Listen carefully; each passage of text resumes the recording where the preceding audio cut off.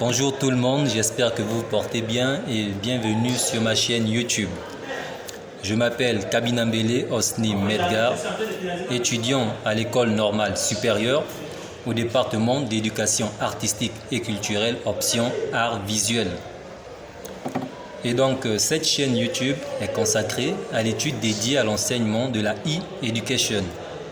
Bien sûr, nous nous posons déjà la question de savoir qu'est-ce qu'on entend par la e-education. Bien, avant de clarifier le concept de la e-education, nous allons d'abord donner une brève historique de la e-education. En 1960, nous avons l'arrivée d'Internet dans le monde avec toute la facilité qui va avec.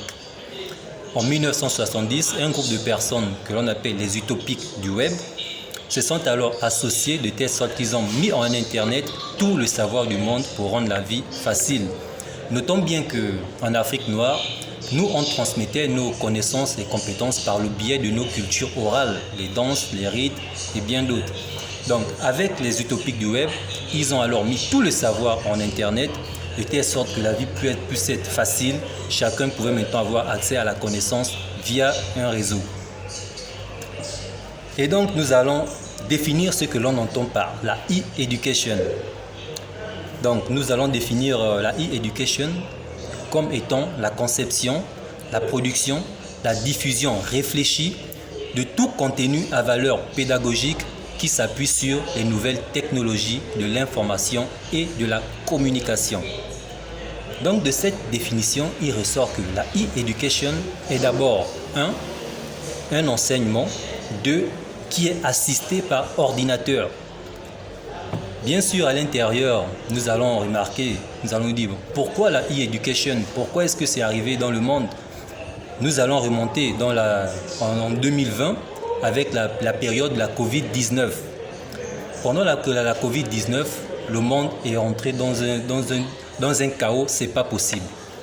Nous avons assisté à des travailleurs qui avaient peine désormais à accéder à leur profession, des enseignants qui ne pouvaient plus arriver à l'école pour enseigner, des élèves qui ne venaient plus à l'école parce qu'il fallait, on va dire, éviter la propagation de la pandémie. Ce qui alors a accru l'expansion de la e-education, notamment avec la création de certaines plateformes telles que XGS, Zoom et bien d'autres. Ce qui est d'ailleurs le cas, si nous prenons le cas de l'université Omar Bongo, où certains étudiants n'arrivaient plus à l'université. Il suffisait d'être assis à la maison avec son téléphone et à une certaine heure, on rentrait dans l'application et on assistait au cours par visioconférence, ce qui a facilité l'apprentissage durant cette période de la pandémie coronavirus. Donc ici, la e-education est donc la transmission des enseignements via une assistance ordinateur. Donc l'ordinateur est désormais venu régir les relations de telle sorte qu'on n'a plus besoin de venir en présentiel assister à un cours. On peut toutefois désormais être à la maison assis et assister également à ces cours. Et donc nous avons pris le cas de XGS et Zoom.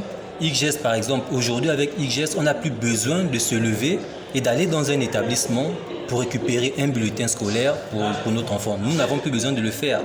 Nous pouvons désormais le faire tout en étant à la maison. Nous entrons dans l'application, nous mentionnons les informations relatives et nous avons les résultats qui sortent immédiatement.